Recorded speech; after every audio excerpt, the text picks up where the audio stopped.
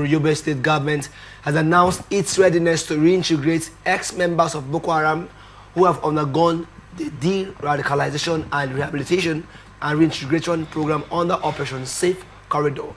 Governor Mai Mala Buni made this known on Thursday in Damaturu when he received the delegation of OPSC led by General Christopher Musa, Chief of Defence Staff Buni, who was represented by his deputy Alhaji Idi Gubana, described the visit as an opportunity for strategic engagement and collaboration between the state and security forces. He lamented how the over 15-year insurgency had consumed thousands of lives in Yobe, destroyed public and private properties, and displaced many households.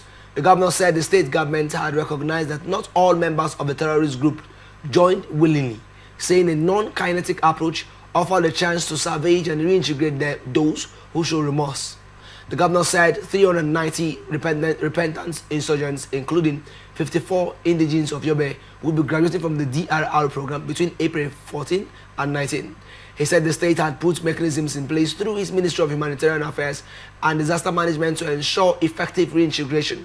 I wish to assure Operation Safe Corridor that the state government is committed to adopting and implementing your recommendations with a view to achieving the desired objectives, Buni said.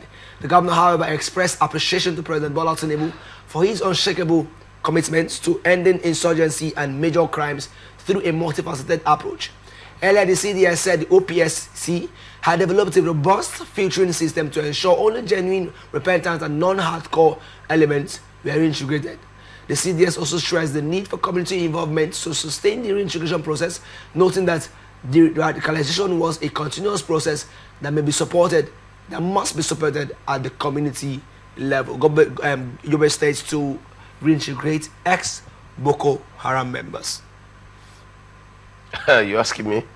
The truth cannot be overemphasized. I think when people sit as judges in their own cases, you can imagine, you just already know the outcome. The truth is, I think it's a government, if a last is a party government. We are applauding ourselves for one reason or the other, and fine good. We cannot completely condemn anything because nothing is entirely in its form bad. Nothing is entirely in any form good. But however, the truth stares us in the face again and again. And you ask yourself, the radicalization exercise that has integrated a lot of Boko Harams into the Nigerian military, Nigerian security services and all, to what end has it been of benefit to the Nigerian state? Because whether you like it or yes, look, some people say data don't lie. If data is actually mined and gotten rightly, they don't really lie. And what is the data state in the country? Today we hear of insecurity littered everywhere in its numbers, and we can be pretending like we pretend like everything is fine. Now, if you want, let me be very blunt. Now you talk about the I think the secretary, one of the is a national officer of the APC, okay, that was kidnapped, and I think it was kidnapped, and even while they were doing the negotiations, the kidnappers had killed him already, and now APC had to shut down a national office yesterday as in solidarity, as to say they were mourning. That tells you the level of insecurity.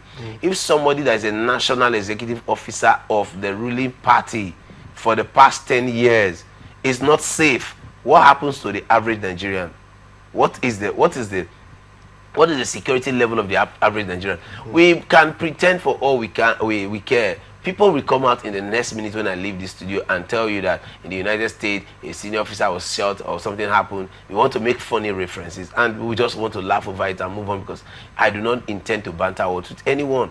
And the truth cannot be overemphasized. I do not believe that the de-radicalisation exercise is functional, and because to me, I think it is a means where these people are beginning to infiltrate the Nigerian security system. That is my personal opinion. Okay. And over again, I think that this infiltration is showing, because I know the capacity, the believable capacity of the Nigerian defense system. We have been to Liberia, we've been to Sierra Leone, we are ECOMOG, we've done stops and make things work. Where it was full-blown war, we have been able to stamp our feet and make things work. Why then within our shores it is almost impossible to get things running? So for me, I believe that these processes are, for me, a sham of what it should be, and the security agencies need to step up, because whether you like it or yes, the prevailing situations in the country is leading to unnecessary insecurity on every side. An average Nigerian police officer is hostile. Why is he hostile? Or why shouldn't he be hostile? I don't know the right question, the right way to paraphrase the question. Why is he hostile, or why shouldn't he be hostile? When you go to the Nigerian police quarters, you can see the kind of place that they live. It's like shanties. When you talk about the enumerations of these persons, what are their salaries? What are their take-homes? What are the motivations? You can understand. Yeah. In 1960 or so, I think it was JFK that was asked, when it was, no, I think it's 1994, when George Bush was the president. He was asked, he saw a little girl who came out to salute him, a child about 6 years or so, a 10-year-old girl, and he asked her, the girl asked him, what can I do for you?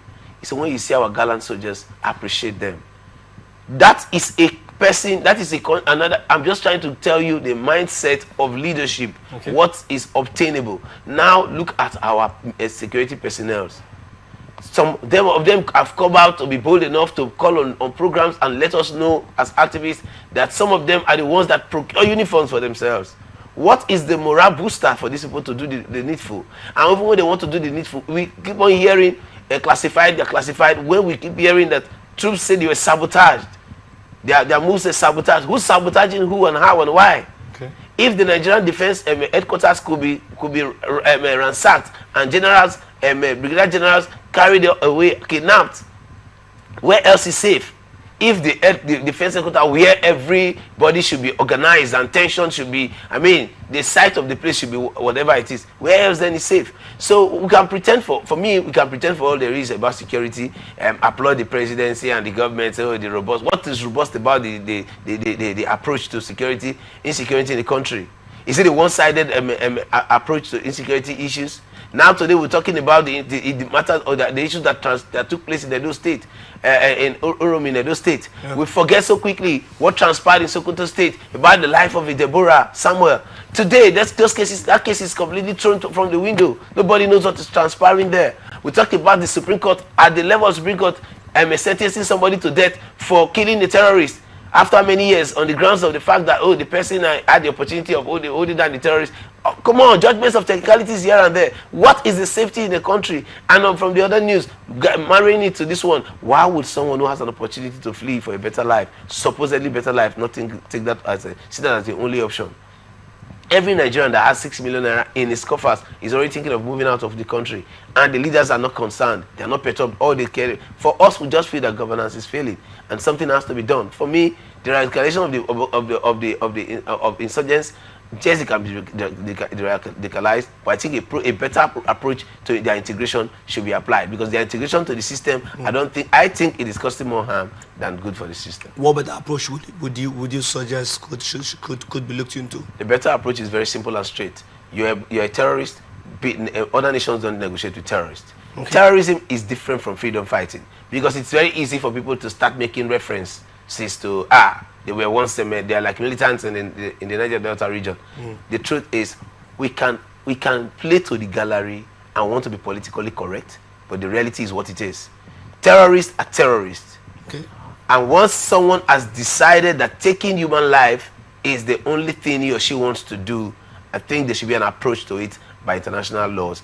We should equally apply that as a country. And if for any reason people surrender on their own volition, there should be an approach to manage it. Because I do not really know the robust approach the Nigerian security agencies are applying, but I want to say again and again, if the approach is worthwhile and useful, people that are terrorists, that have worked with a system, that knows the system, we're talking about some ones that even hold officers, and maybe senior officers within the ranks of the terrorists, they should be able to be direct leads and leads to possibly quelling the insurgencies completely, even if it's from a negotiating viewpoint or from giving out the information of their strongholds. But from what you're saying, if these things were working, come on, do you know how long these processes have been put in place? If these things were working, we would have been seeing results. But obviously, we are not seeing results. Instead, we are seeing worse of a situation on a daily basis. So for me, I think that the government must work out another approach to the way, what's it called, the de-radicalization exercise as it's being carried out today, against what is already being brandished everywhere as a process. Because for me, the process is not really yielding the needed result. Why the minister that represented the governor, or one from the story, he said some of these persons were forcefully mobilized into these terrorist groups. So I'm trying to look at the fact that most of them, there could be possibility that some of them did not willingly belong to these groups, because we've heard of such Boko Haram members or bandits going into a community and risking away people, and at the end of the day, it could be suggested that these persons were converted into being members. So such persons in that system, what approach do you think should also, because we wouldn't call them generally willing, let me use the word, willing terrorists? No. It's just like cultism. A lot of people became cultists, not even knowing that they were going to join a cult. It's normal. Anybody can be coerced to a place, and before you know it, you are forced to get involved in what you're not supposed to. And I do believe that however you become a terrorist, the fact remains that you've become a terrorist and you've acted in that line. Okay. My own take is, yes, the people can be de-radicalized, but government must mount a clear surveillance structure on them, and they should have a benefit to government, because they have not only taken human lives, they have caused pains on the families and on the lives of other fellow Nigerians that are living. Peradventure, someone like the former Khan president, Khan president in Kaduna State. That, no, not Kuka. The former Khan president in Kaduna State that came. They said he brutalized his wife and all. Her eyes got blind and all. And he saw these people. And at the end of the day, some persons from that place maybe are brought in and to say they have what's it called? They are repentant terrorists. They cannot be so easily infused. And if they do not have a benefit to government, I don't think there's any need for government keeping them. Because the truth cannot be overemphasized. There is this long saying, once a thief, always a thief. Why is that saying so? The saying is so because tendencies, with the kind of harsh environment we find ourselves. Look, the reality of Nigeria is that even the normal people are becoming insane because of the kind of hard economy we find ourselves. How much more people who already have the potency to be radical, a potency to be the way they are, then you must be very careful about how they are integrated. Now look at the number we're looking at, 390 as it were, and from just a state to be integrated into the system. Before you know, listen, I don't have a problem with government policies that work. But what I'm saying is government should be able to review the policy and ask ourselves, with the results we are having, is it working? Don't deceive yourself. Yes, Nigerian government, Fela sang a song, Paddy government. If somebody is making money from it, everybody will want to come and sing the song of that thing that it has a look. A child who scores 1 over 10 is an abysmal failure, but he didn't fail it all. He got 1. But you ask yourself, is that 1 sufficient to keep that to take that child to the next level? The answer is a clear no. So when you look at the options of trying to negotiate with these terrorists, to what end? How many years? This is about the 9th year since the Chibok girls were if I'm not mistaken, since the Chibok girls were taken away, 300 plus young ladies. Till date, all the people that have been coming as repentant Boko Haram, they want to radicalize them. Nobody has been able to give a clue to where these people are.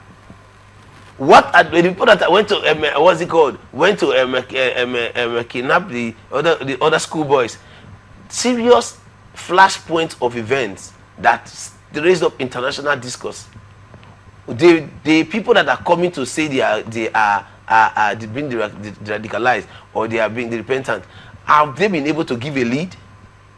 My problem, my own issue is, I don't have a problem if the process or the policy is working. I just have a belief that from what we see on ground on a daily, I am an analyst, I'm entitled to my opinion.